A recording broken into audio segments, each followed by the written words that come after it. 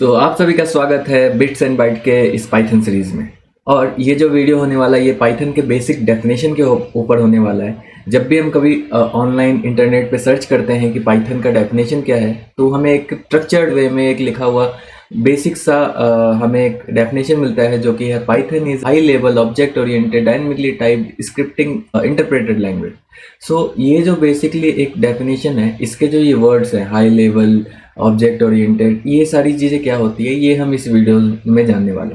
साथ ही साथ इस डेफिनेशन को कवर करते करते हम थोड़े से पीछे भी जाएंगे कंप्यूटर साइंस के बेसिक में, और वहाँ हम ये भी सीखेंगे कि आर्किटेक्चर क्या होता है ओएस का, कर्नल क्या होता है, क्योंकि ये सारी चीज़ें हमें पता होगी तभी हमें हाई लेवल या लो लेवल के बारे में समझ में आएगा। सो आइए हम पाइथन सीखते हैं।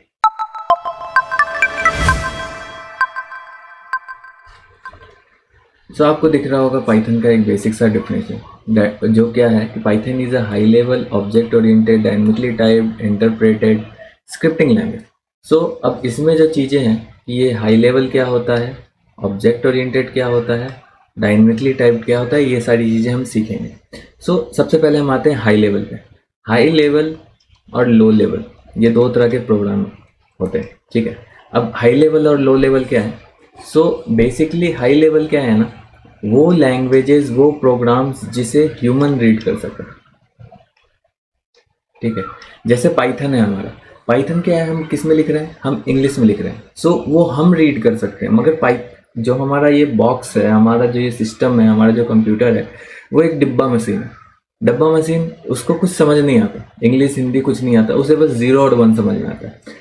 वो लैंग्वेजेस जो 0 एंड 1 में बात करते हैं, जो 0s एंड 1 में कन्वर्ट करते हैं किसी भी रिटन स्क्रिप्ट को, उसे हम कहते हैं लो लैंग्वेज, ठीक है, लो लेवल। यानी ये सारे वो लैंग्वेजेस जो कि हमको कंप्यूटर को समझ में आता है, कंप्यूटर या मशीन को समझ में आता है, वो हमारे होते हैं लो लेवल लैंग्वेज।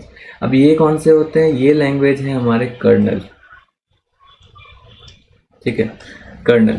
और ये जो है हमारा, ये इसमें आते हैं पाइथन, जावा स्क्रिप्ट, ये सारे के सारे सी प्लस जितने भी लैंग्वेज है वो क्या है, हाई लेवल है। हाई लेवल क्यों है? क्योंकि ह्यूमन रीडेबल है। जो भी लैंग्वेज ह्यूमन रीडेबल है वो सारे के सारे क्या है, हाई लेवल है। और जो मशीन अंडरस्टैंडेबल है वो कर्नल, वो क्या है, लो लेवल। अब ये कर्नल क्या है, अगर इसको जानना है तो हमें थोड़ा पीछे जाना पड़ेगा कंप्यूटर साइंस के बेसिक में, जहाँ पे हमने पढ़ा था सॉफ्टवेयर और ओएस के बारे में। हमारे पास दो तरह के सॉफ्टवेयर होते हैं, वो क्या होता है, एप्लीकेशन सॉफ्टवेयर और सिस्टम सॉफ्टवेयर, करेक्ट। तो एप्लीकेशन सॉफ्टवेयर क्या हुए, जो भी एप्लीकेशन हम यूज़ कर रहे हैं, लाइक व्हाट्सएप, फेसबुक, ये माइक्रोसॉफ्ट व्हाइट बोर्ड, ये सारे क्या है, एप्लीकेशन सॉफ्टवेयर। सिस्टम सॉफ्टवेयर कौन से हुए? वो सॉफ्टवेयर जो इन एप्लीकेशन सॉफ्टवेयर को चलाने के लिए एक इन्वायरमेंट प्रोवाइड करते हैं। For example Windows, Android, Linux, ये सारे क्या हुए हमारे सिस्टम सॉफ्टवेयर। यानी बेसिकली ऑपरेटिंग सिस्टम जो हुए वो सिस्टम सॉफ्टवेयर से, ठीक है। अब क्या हो रहा है, अगर मैं आर्किटेक्चर की बात पे जाऊँ तो आर्किटेक्चर क्या कर रहा है, सबसे पहले यूज़र है हमारा सबसे टॉप पे, जो इस एप्स से डील कर रहा है, यानी एप्लीकेशन सॉफ्टवेयर से डील कर रहा है। ये एप्लीकेशन सॉफ्टवेयर यूज़र के प्रोवाइडेड इंफॉर्मेशन को क्या कर रहे हैं, सिस्टम में ट्रांसफ़र कर रहे हैं, यानी ओएस को दे रहे हैं, ठीक है। यूज़र ने कहा एंटर, यूज़र ने कहा गो फॉरवर्ड, वो ऐप ने लिया, ऐप ने सिस्टम को भेजा। अभी सिस्टम तक बात गई है, मगर मशीन को समझ में नहीं आई। तो उसके लिए क्या होता है, ये सिस्टम क्या करता है, सिस्टम सेंड करता है सारे जितने भी इनपुट या जो भी डेटा ऐप से इसे मिले, वो सेंड करता है शेल को, ठीक है। शेल क्या है, इंटरप्रेटर है या इंटरमीडिएट कह सकते हैं, दो चीज़ों के बीच का, या फिर ट्रांसलेटर कर सकते हैं। ये लिए हुए सारे डेटा को, जो भी डेटा इसको मिल रहा है, उसे वो सेल स्क्रिप्ट में कन्वर्ट करता है, ठीक है।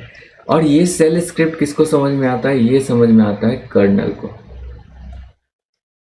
ठीक है। बेसिकली क्या हुआ, मैं यूज़र, मैं गेम खेल रहा हूँ, मैंने पबजी में ड्रैग किया आगे, यानी मैंने बोला एप्लीकेशन को कि गो फॉरवर्ड, वो नोटिफिकेशन किया एंड्रॉयड के पास, यानी सिस्टम के पास, ठीक है।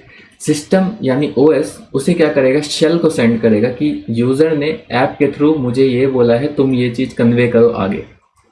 शेल उसको शेल स्क्रिप्ट में कन्वर्ट करेगा, यानी कर्नल जिस भाषा को जानता है उसमें कन्वर्ट करेगा। एंड देन कर्नल क्या करेगा, मशीन को अंडरस्टैंड करवाएगा, वो भी इसमें जीरोज एंड वन में। ठीक है, जीरोज एंड वन हम ये बोल रहे हैं, इसका मतलब ये नहीं होता सिर्फ 0 और 1, 0 0 0 1 1। ठीक है, सो बेसिक आर्किटेक्चर क्या होता है ना, अगर जैसे आपने सुना होगा 64 बिट सिस्टम है ना, या फिर 32 बिट सिस्टम, इसका मतलब क्या है कि ये जो 0 1 है ये क्या है, 0 0 0 0 0 0, ये 32, ये 32 टाइम्स है जीरोस। ओके, सो 0 एंड 1 का मतलब क्या है, 1 एंड 31 टाइम्स 0, या अनदर सीक्वेंस क्या हो सकता है 0 0 0 0 1। सो इस तरह से 32 बिट हो, 64 मतलब हो। सो ये एक ह्यूज नंबर, ह्यूज क्या कहते हैं 0 1 का सीरीज है, तो इस तरह से वर्क करता है, ये नहीं कि सिर्फ 0 एंड 1 में वर्क करता है। ठीक है, सो पहले हमारा 16 बिट का था, 8 बिट का था सिस्टम, तो वो कम प्रोसेस करता था। अब हमारे पास 64 बिट का है, यानी क्या इसका मतलब क्या है कि अगर हम कीबोर्ड में हर एक बटन दबा रहे हैं ना, उसके हर एक वैल्यू का अलग अलग 0 एंड 1 का सीक्वेंस है, टोटल कुल मिला के वो 64 ही होगा। ठीक है, बट क्या है, सीक्वेंस अलग है। सो इस तरह से हमारा कर्नल जो है ना क्या करता है, उस सेल स्क्रिप्ट को लेकर के वो 0 एंड 1 मतलब क्या, इस फॉर्मेट में कन्वर्ट करता है, सो डैट मशीन अंडरस्टैंड कर सके। तो बेसिकली यही था पूरा high level and low level क्या होता है उसके बारे में। ठीक है, मैं एक बार इसको क्लियर कर लेता हूँ। अब हम आते हैं ऑब्जेक्ट ओरिएंटेड के ऊपर। सो ऑब्जेक्ट ओरिएंटेड क्या होता है? ऑब्जेक्ट ओरिएंटेड हमने जो अभी आपको जब हमने बेसिक बताया था कि इस प्रोग्राम का पूरा सीरीज सीक्वेंस क्या होने वाला है, कैसे हम अप्रोच रखने वाले हैं, तो उसमें हमने एक टॉपिक लिया था ऊप्स, है ना। सो ऊप्स क्या है? Object oriented programming. जो भी हमारे program objects and second thing classes इसके साथ डील करते हैं, इसे हम कहते हैं ऑब्जेक्ट ओरिएंटेड क्लासेस। ठीक है, सो जो हमारा पाइथन है उसमें ऑब्जेक्ट भी क्रिएट हो सकता है और क्लासेस भी क्रिएट हो सकते हैं। ठीक है, सो जो भी प्रोग्राम हमारे ऑब्जेक्ट और क्लास के साथ डील करेगा वो ऑब्जेक्ट ओरिएंटेड हो गया। अब कुछ लोगों के लिए ये बहुत ज़्यादा समझ में क्लियर नहीं हुआ होगा कि क्या क्लास क्या ऑब्जेक्ट। तो आप बेसिकली ये जानिए कि क्लास एंड ऑब्जेक्ट जो है ना एक तरह का मेथड है किसी भी प्रोग्राम को लिखने का, सो दैट हम उस प्रोग्राम को वापस से रीयूज़ कर सकें, मॉड्यूलैरिटी बढ़ जाता है। ठीक है, सो अभी आपको इतना लोड लेने का नहीं, ये हम जब तब समझेंगे जब हम ऊप्स के क्लास में जाएंगे। अभी आप इतना ही समझिए कि ऑब्जेक्ट और क्लासेस जो है ना, एक क्लास हम बना सकते हैं किसी भी प्रोग्रामिंग लैंग्वेज में। एक क्लास बनता है जिसके अंदर हम बंच ऑफ कोड लिख देंगे। अब उस कोड को हम रीयूज़ कर सकते हैं कितनी भी बार। ठीक है, फॉर एग्जांपल अगर मैं बोला जाऊँ कि अगर मुझे एक सी का प्रोग्राम है, उसमें क्या करना है, 2 नंबर्स को ऐड करना है, तो मैंने एक प्रोग्राम लिखा, मैं फिर आगे जाऊंगा, मैं बोलूँगा 2 नंबर वापस ऐड कर लो। अब ये तो 2 बार है, अगर मुझे थाउजेंड्स बार करना हो तो मुझे थाउजेंड्स बार वो सेम कोड को बार बार लिखना पड़ेगा। तो उस चीज़ को बचाने के लिए हमारे पास क्या आया, class and object. So class and object क्या होता है, एक क्लास बना देते हैं जिसमें कि वो एक बंच ऑफ कोड जो 2-3 लाइन की है उसको एक जगह लिख दिया, सो डैट क्या हुआ, जब भी मुझे उसे मान लो जैसे अभी एडिशन का मैंने एग्जांपल लिया था, वो एडिशन का कोड क्लास के अंदर लिख दिया।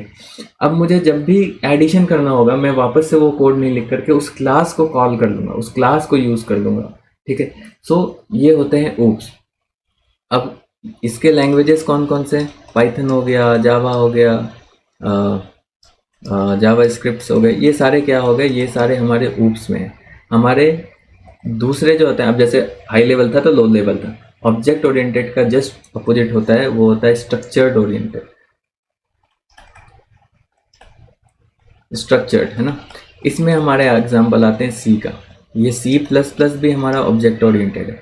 अब सी क्या है, सी ओल्ड लैंग्वेज है जिसमें ऑब्जेक्ट्स एंड क्लासेस का कोई कॉन्सेप्ट नहीं था।